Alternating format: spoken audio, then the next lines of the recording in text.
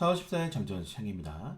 자, 뉴욕 증시는 소비자 물가 지수 CPI에 이어서 생산자 물가 지수 PPI까지 크게 둔화가 되면서 큰 폭의 상승이 나왔습니다.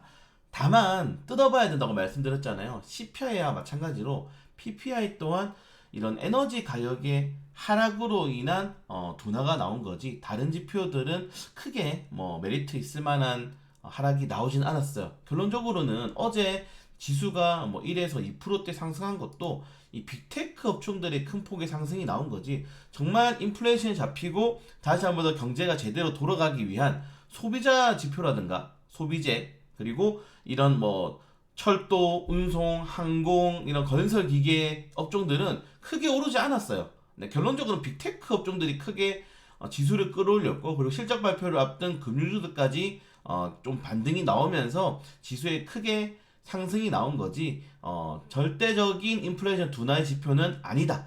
그리고 3월 달에 이런 CPI, PPI 모두 국제 유가가 거의 70불 정도의 평균 가격대에서 잡힌 거기 때문에 지금 벌써 4월 달 들어서는 80달러 이상으로 계속 유지를 하고 있잖아요, 유가가. 그래서 분명히 CPI, PPI 모두 4월 달에는 이러한 낙폭을 어느 정도 상회할 가능성이 크다. 이런 점들은 꼭 체크를 하셔야 됩니다. 그렇기 때문에 역시나 아직까지는 테마주, 투자들이 인플레이션에 대한 금리 인하에 대한 기대감들은 기본에 깔려 있는 거고, 그리고 시장을 주도할 만한 이런 모멘텀을 줄 수 있는 지표는 아니다. 좀 이렇게 말하고 싶어요. 제가 원래 증시 강세론자긴 하지만은 이거는 이거는 좀, 네, 우리가 흔히 말하는, 네, 좀 뻥카가 있다. 네, 이 정도까지만 체크하시면 될 것 같습니다. 그래도 지금 달러 인덱스가 꾸준하게 하락을 하고 있고, 물론 원화가 강세가 되는 거 아니에요. 원화는 지금 좀 심하게 말하면은 쓰레기입니다, 쓰레기. 네, 원화는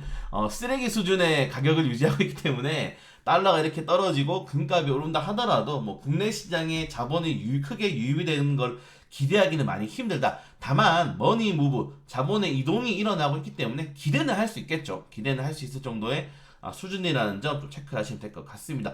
달러 인덱스가 지금 104선에서 100일까지 떨어졌는데 지금 환율이 1320원대 계속 위로 유지하고 있죠. 어제는 국민연금과 통화스와프를 맺으면서, 네, 제가 언발의 오줌 누기 별로 효과 없는 정책이다라고 말씀을 드렸는데, 그래도 환율이 잡히고 있으니까요. 네, 이 정도까지 넘어가도록 하겠습니다. 네, 골드만삭스 그리고 모건 스탠리가 블랙록이죠. 블랙록이 이제 금리 마지막 인상이다. 네, 5월달, 6월달로 전망을 하고 있고, 공통점은 하반기에는 금리 인하 가능성을 매우 높게 전망을 하고 있기 때문에 조금 더 우리는 경제를 지켜봐야 될 필요가 있을 것 같습니다. 물론 미국 기준이에요. 네, 미국 기준이고, 국내 같은 경우에는 내년까지 성장률이 거의 2%대 하에 본격적인 우리나라도 저성장에 들어가고 있습니다. 저성장에 들어가기 때문에 저는 이렇게 성장이 안 나올 때 오히려 주식시장이 투자자들의 대안이 될 수 있다고 생각돼요. 경제가 안 돌아가면은 부동산부터 날아가 버리는데, 우리나라 전체 투자자들의 자본의 거의 70%가 부동산에 있기 때문에 그런 부동산에 대한 자금들이 전 주식시장으로 유입될 수 있을 거라고 굉장히 크게 기대하는 사람입니다. 그래서 경기 둔화가 꼭 우리나라 시장의 주식시장에 하락을 부추기진 않는다. 이 정도까지 좀 말씀을 드리고 싶고, 전체적인 내용들, 그리고 제가 아까 4월달에 이제 이슈가 유가 관련된 이슈가 한 번 더 나올 수 있다 말씀드리는 게, 지금 사우디의 행보가 심상치 않습니다.